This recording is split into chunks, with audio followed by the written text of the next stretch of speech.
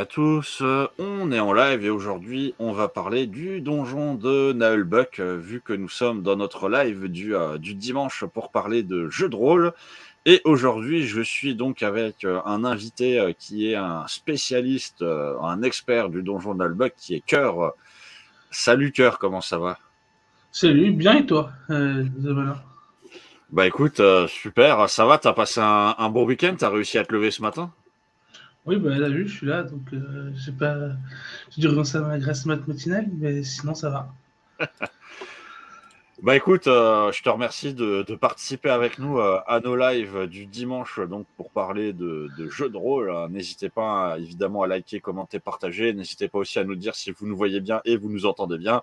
Alors je tiens à préciser que si vous voyez Cœur dans l'obscurité comme ça, c'est tout à fait normal. C'est parce qu'en fait actuellement il est en Belgique. Et en Belgique, comme vous le savez, c'est un pays qui est plat, donc le soleil est moins fort que chez nous. Y a beaucoup de soleil ou pas en Belgique, Cœur?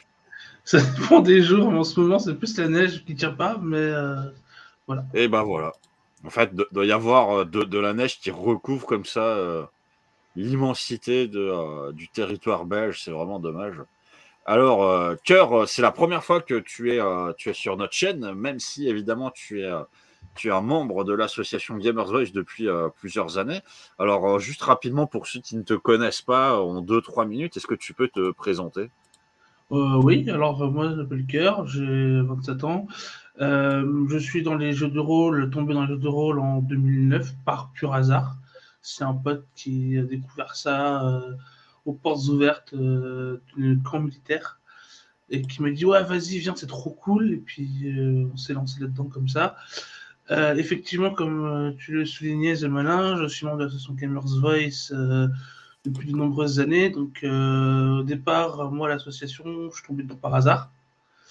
C'est suite à un événement pour la Coupe du Monde organisé par l'association vous pouvez projeter la finale où je suis venu en coup de main à l'association et où après le président de l'époque me dit rejoins-nous et tout et puis comme on était une association à base basée sur les jeux vidéo que j'étais à l'époque pas connaisseur du tout en matière de console rétro je me suis proposé en fait en tant que MJ pour on va dire donner une seconde dimension à l'association et du coup bah j'ai continué à faire de l'animation, jeu de rôle ces nombreuses années avec l'association, ce qui du coup m'a conduit aujourd'hui à être responsable pour le JDR, co-responsable pour le JDR au sein de l'association. Bah écoute, c'est cool. Bon, c'est vrai que même si l'association est très orientée rétro gaming, jeux vidéo, il y a toujours eu quand même, hein, évidemment, du jeu de rôle, du jeu de plateau, du cosplay, etc. Dans l'association. Alors aujourd'hui, pour ceux qui nous rejoignent, on est là pour parler du donjon de Nullbuck, donc un JDR made in France. Donc on va un petit peu présenter le JDR et parler de comment ça fonctionne. Alors dis-moi, Cœur, toi qui connais bien justement ce JDR, est-ce que tu peux nous dire d'où est venue exactement l'idée de JDR? Ben moi, je suis tombé dedans par hasard, pour être honnête. C'était quand j'étais au lycée. J'étais en vacances avec un cousin dans le bassin d'Arcachon. Et j'étais en camping. Je suis tombé sur un mec dans le camping, à peu près notre âge, mon cousin et moi, qui faisait du jeu de rôle aussi. Alors, ce qui est assez paradoxal, c'est qu'il est du coin de Strasbourg. Le gars, il me dit ouais, bah, moi, je connais un jeu de rôle complètement gratuit. Je joue, bah, je vous propose d'y jouer. J'ai fait ouais, ça peut être cool. On y a joué avec lui. Et puis, il nous a présenté Nullbuck comme ça. Et puis, je trouvais ça sympa comme jeu de rôle, tout simplement. Je le trouvais très simple, facile, on va dire, à aborder, surtout quand tu débutes, c'est pratique. Et puis, ce que j'ai trouvé intéressant aussi, c'est l'aspect du contenu gratuit au départ. Je me suis dit, l'avantage de Nullbuck, c'est que tu vas pas acheter un jeu de rôle au pif dans un magasin spécialisé, 40 euros le bouquin, et au final, tu lis les règles et ça te plaît pas. Tu vois, je veux dire, l'avantage là, c'est que tu as le contenu qui est gratuit et tu sais à quoi t'attendre parce que tu as déjà essayé en fait. Moi, je suis parti dans cette optique-là. Vu que c'était aussi mes débuts dans les jeux de rôle, Je ne me considère pas comme expérimenté à l'époque. Du coup, bah, voilà, j'ai repris Nailbug comme ça et je me suis spécialisé là-dedans. Ok. Et au niveau de l'idée de la création justement du JDR en lui-même, est-ce que tu sais d'où ça venait? Oui, alors au départ, ils sont basés sur un ancien jeu de rôle qui s'appelle L'œil noir. J'ai jamais joué, donc je ne connaîtrai pas les règles, mais je sais que c'est fortement inspiré de L'œil noir.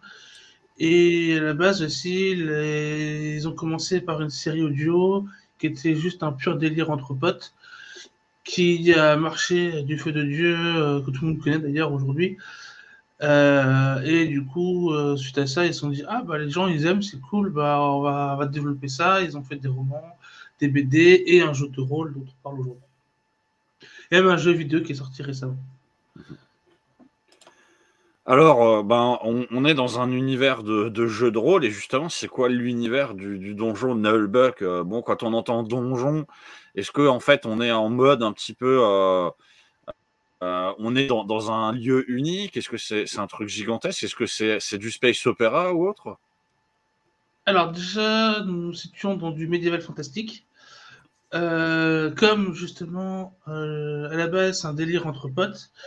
Souvent, les joueurs de Nelbeck sont au courant que c'est issu d'un délire entre potes et que du coup, c'est plus du troll qu'autre chose. Et du coup, en tant qu'MJ, c'est pas forcément évident déjà parce que les mecs ils trollent beaucoup dans ce genre d'univers. Justement, les gens vont avoir tendance plutôt à jouer à Nelbeck pour du troll, même si on peut faire des parties et des campagnes sérieuses. Hein. J'ai déjà joué des joueurs de façon sérieuse à Nelbeck.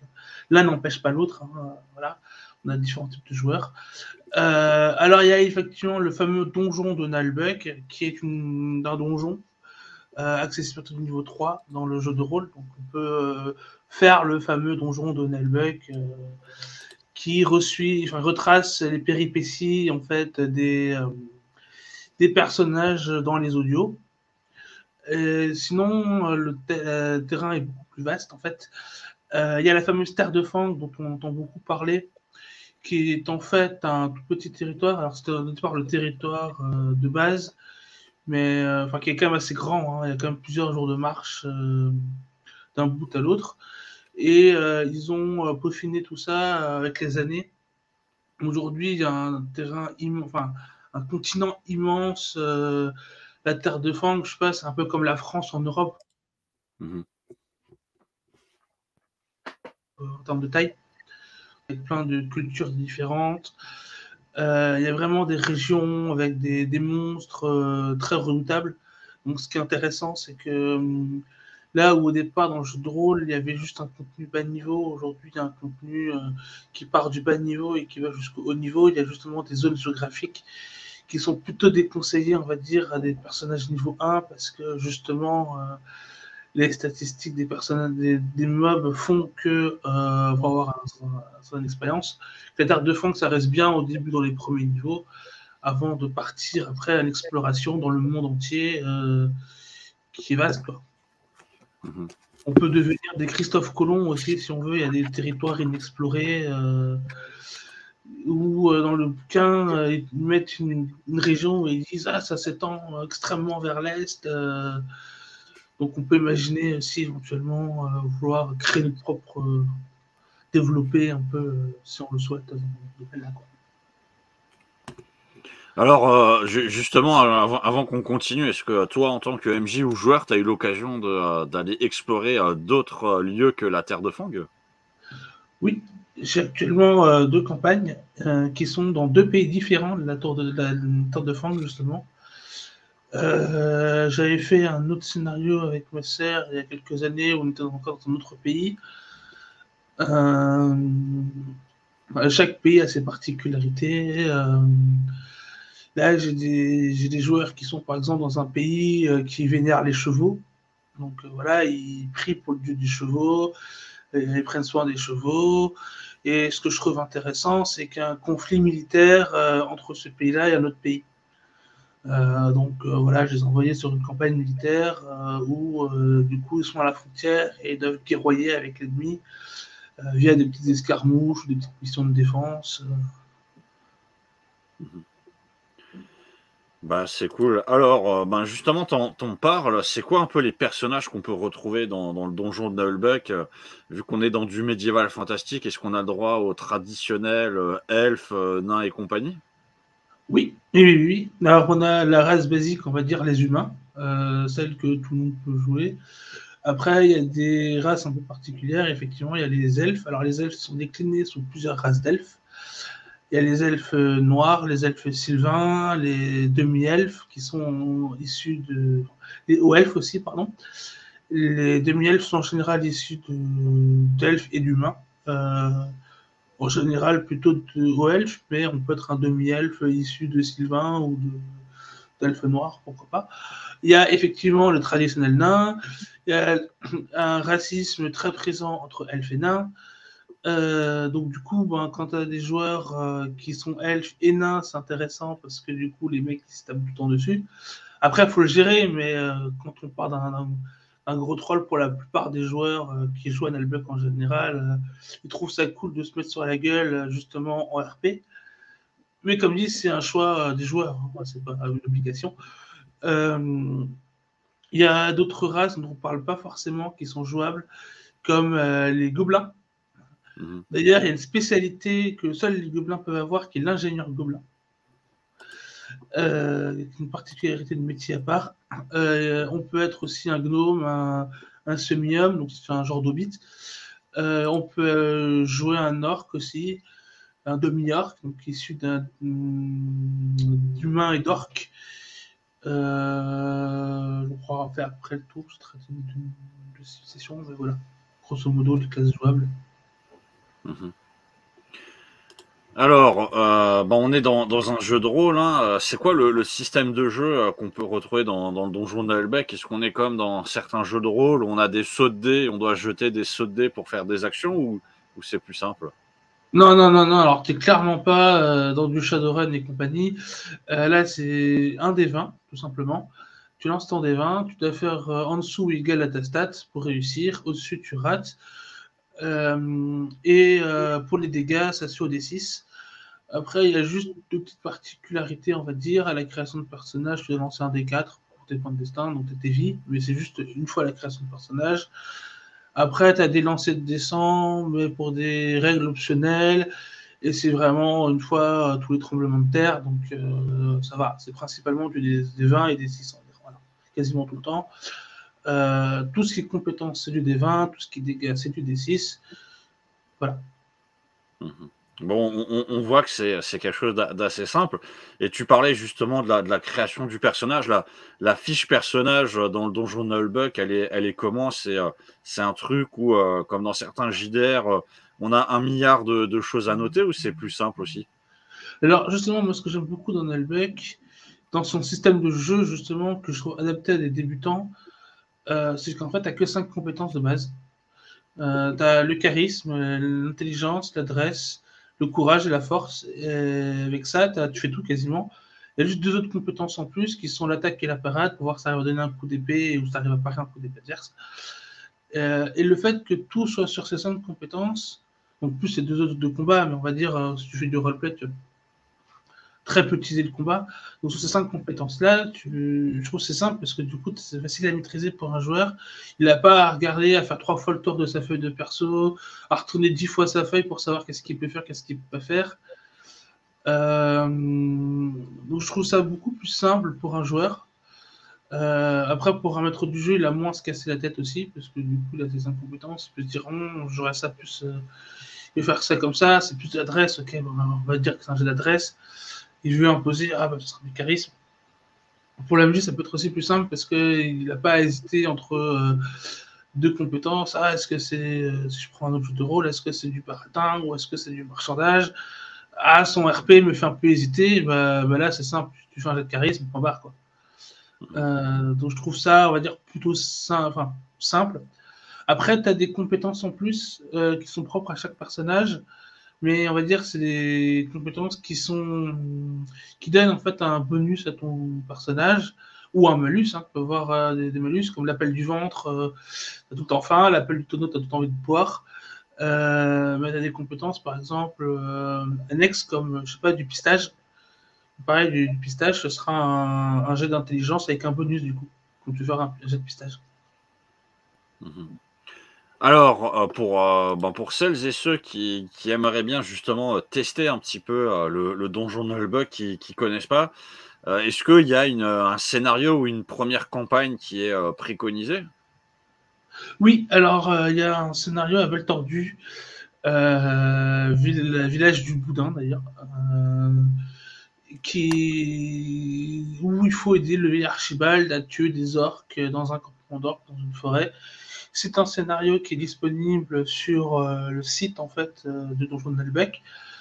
Donc tous les scénarios, enfin tout est disponible et je trouve que c'est un scénario très bien pour une initiation, pour une première prise en main. Moi j'ai trouvé comme ça par hasard sur le site et je trouve qu'il est très bien pour débuter. Mhm. C'est justement un truc, scénario prévu pour débutants, donc c'est parfait quoi. Alors, tu disais que on a des choses qui sont disponibles sur le site. Je crois que justement, on peut trouver.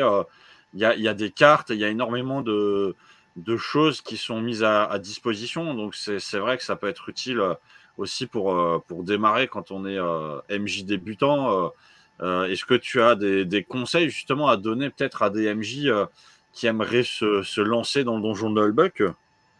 Alors déjà pour les contenus, si vous le trouvez, il suffit juste taper Nelbeck sur Google et prendre le deuxième lien. J'ai vérifié juste avant le live. C'est vraiment facile à trouver. Et là, on a accès à tout le contenu en ligne du toujours de Nelbeck. Pour les MJ, bah, si vous êtes débutant, alors ça dépend, mais s'il y a des MJ débutants ou des MJ expérimentés, c'est pas la même chose. Autant MJ expérimenté, je pense que ben il y a juste à lire les règles MJ pour savoir comment fonctionne le jeu et je pense qu'il peut se lancer facilement dans l'aventure. Un MJ débutant, je pense que le plus simple dans un premier temps, c'est de se concaténer aux classes jouables simples, surtout si je joue avec des joueurs débutants. Donc plutôt jouer du barbare qui veut taper qui veut taper des mobs plutôt que du mage qui a un milliard de compétences, qui n'est pas forcément évident à maîtriser, que ce soit pour l'MJ ou pour le joueur débutant, je parle. Hein. Même si les débutants, des fois, en jouant mage, se plaisent et prennent leur pied, mais c'est dire une classe difficile. Donc, moi, j'ai vu en initiation avec des adolescents quand ils prennent le mage, ils ont l'impression de subir une punition parce que je leur file plusieurs grimoires de compétences avec des pages et des pages à lire que les autres joueurs n'ont pas à faire. Quoi. Donc, on va dire, si c'est un conseil, je dirais jouer des classes simples pour des MJ débutants et les MJ expérimentés peuvent faire jouer tout et n'importe quoi, appliquer toutes les règles. Faut pas oublier que le MJ, il y a les règles certes du jeu, mais que le MJ reste quand même encore dessus. Enfin, au-dessus de tout ça, donc si vous voyez par exemple que des critiques de mobs sont un peu trop abusées, derrière votre écran, n'hésitez pas à brider un peu des fois les effets. Le but est quand même pour le maître du jeu que les joueurs aient passé une bonne séance. C'est quand même la règle d'or du maître du jeu. Le maître du jeu, son but, c'est pas que les joueurs réussissent le scénario, mais c'est que les joueurs aient pris du plaisir. Donc voilà, c'est un conseil à vous donner, c'est cela. Faites en sorte que vos joueurs prennent du plaisir. Alors, tu disais que on a les scénarios qui sont accessibles sur le site de Donjon Buck. Pour des MJ peut-être plus expérimentés, est-ce que il y a moyen de prendre un scénario et ensuite peut-être de le modifier, d'ajouter des choses qui sont pas dedans pour que ce soit justement peut-être plus à sa sauce? Est-ce que c'est des choses qui sont ouvertes? Après, un scénario, comme dit, c'est une trame qui est proposée à un maître du jeu. Donc après, libre à toi de la respecter ou pas, de la modifier ou pas. Ça dépend de toi. Après, pareil, si tu te dis, ah, les scénarios ne me plaisent pas, bah, tu peux faire tes propres scénarios. Il y a énormément de contenu aujourd'hui. Il existe aussi le grand baiser à la Terre de Fang, qui est un bouquin qu'ils ont imprimé, qui là justement récupère beaucoup de données, de statistiques, des nouveaux mobs, des nouvelles façons, des fois clarifier certaines règles aussi. Et donc du coup, tu as énormément de contenu qui n'est pas présent sur le site, mais qui existe en version physique. Alors, qui sera mise par la suite sur le site, mais justement, ils mettent volontairement du temps à mettre le contenu du bouquin sur le site pour justement donner un réel avantage à ceux qui ont acheté le bouquin par rapport à ceux qui ne l'ont pas acheté, quoi. Donc voilà, aujourd'hui, il y a des manières à faire il y a du contenu. Dans le contenu, on peut créer le scénario qu'on veut, où on veut, sans forcément rester en terre de fang.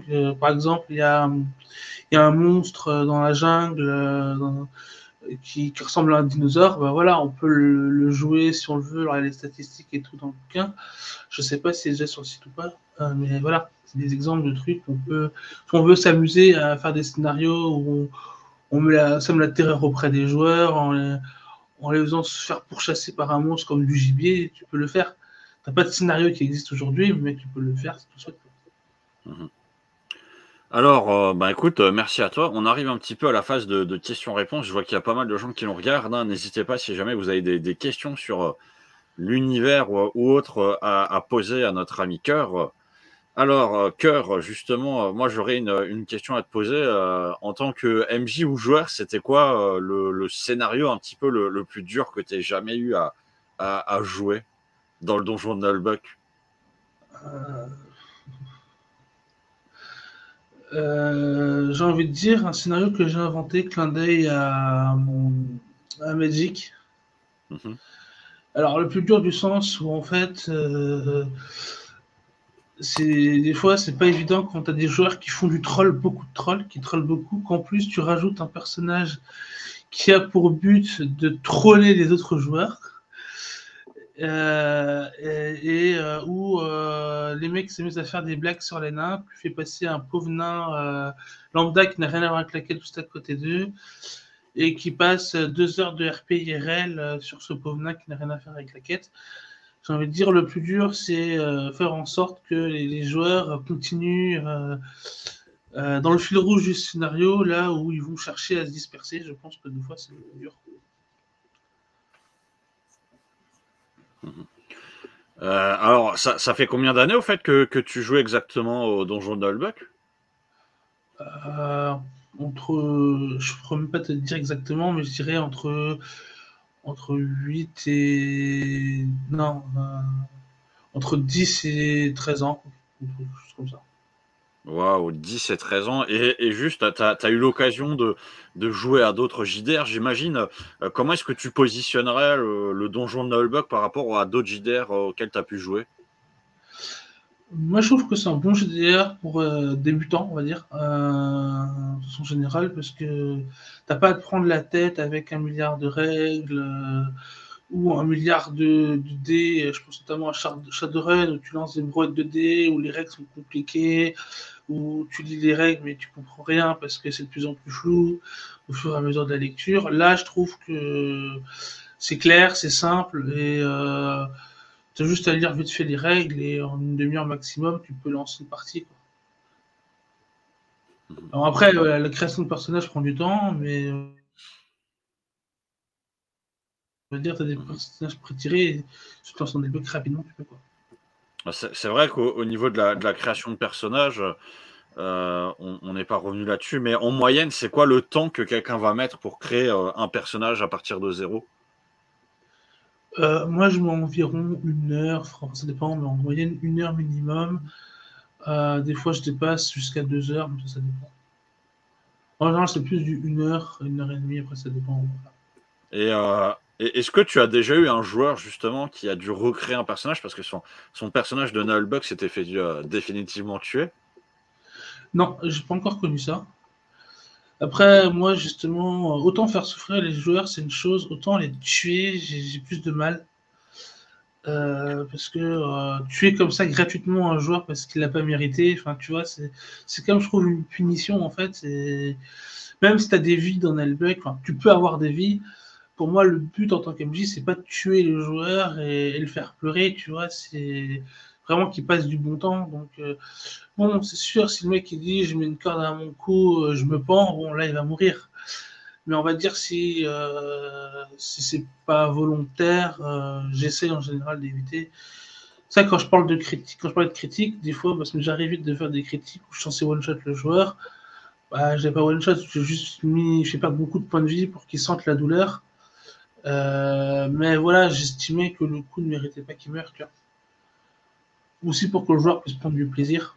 Moi, je retiens surtout le côté quand tu as dit, moi, j'aime bien les faire souffrir, mais pas les tuer.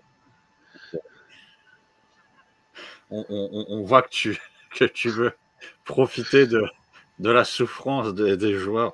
Tu aimes faire souffrir psychologiquement ou physiquement les personnages de tes joueurs? Bah, disons qu'ils se retrouvent régulièrement bas en point de vie, tu vois, dans ce sens-là. Mais après, je leur laisse quand même le temps de remonter leur point de vie avant de les refaire chuter, tu vois. Ok. Alors, ben, je regarde si on a des questions pour voir si jamais. Je crois que nous n'avons pas de questions à ce sujet. Mais en tout cas, moi, je te remercie d'avoir participé avec nous à ce live du dimanche matin pour parler du donjon de Nullbuck. Je remercie aussi ceux qui nous ont regardés. Vous pourrez retrouver la vidéo en replay évidemment sur le Twitch et aussi sur notre chaîne YouTube. N'hésitez pas à liker, commenter, partager, à nous rejoindre aussi sur Discord. Et est-ce que tu as un mot de la fin pour nos spectateurs cœur? Le plus important en jeu de rôle, c'est s'amuser, s'éclater et faire profiter le maximum de personnes. Voilà. Waouh, donc on retiendra, amusez-vous, éclatez-vous, n'hésitez pas à torturer psychologiquement vos joueurs, mais ne les tuez pas. Et, et merci, merci à vous de nous avoir suivis. Et donc, si jamais vous voulez aussi nous rejoindre, je crois d'ailleurs que tu fais aussi des parties d'initiation régulièrement sur notre Discord, quoi. Oui, j'essaie de maintenir le cap d'une une séance d'initiation par mois. En général, le deuxième dimanche du mois. Et je compte me lancer dans d'autres initiations que Nelbeck par la suite dans l'année. Ce sera plus vers fin d'année, je pense. Mais voilà. Bah voilà, donc si jamais il y a des gens qui veulent tester, n'hésitez pas à nous rejoindre. Nous avons des parties d'initiation qui vous sont proposées. Moi, en tout cas, je remercie les personnes qui nous ont regardés. Je te remercie, je te souhaite un bon dimanche. Et on se Merci. retrouve la semaine prochaine. Et là, on parlera du JDR sombre. Bon Et dimanche à tous. à la prochaine. Ciao, ciao.